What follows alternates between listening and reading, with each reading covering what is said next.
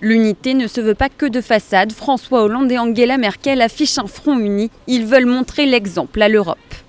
Cette question des réfugiés, la France et l'Allemagne apportent la même réponse. Cette réponse a un nom, c'est l'Europe.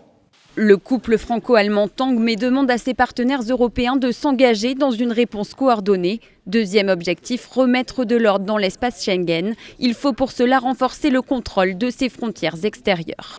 Nous avons besoin de savoir qui entre et sort de l'Europe. Et là, la Grèce a un rôle essentiel à jouer.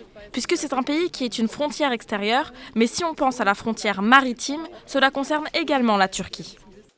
La Turquie, acteur essentiel de cette crise migratoire, c'est le troisième point soulevé lors de cet entretien bilatéral.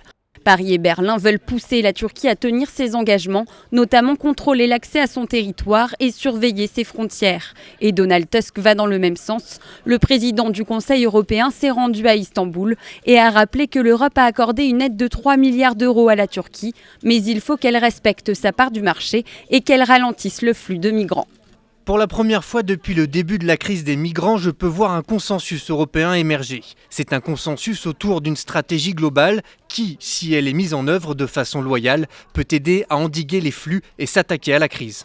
Un consensus européen émerge, mais les divergences persistent. Prochaine échéance cruciale, lundi à Bruxelles.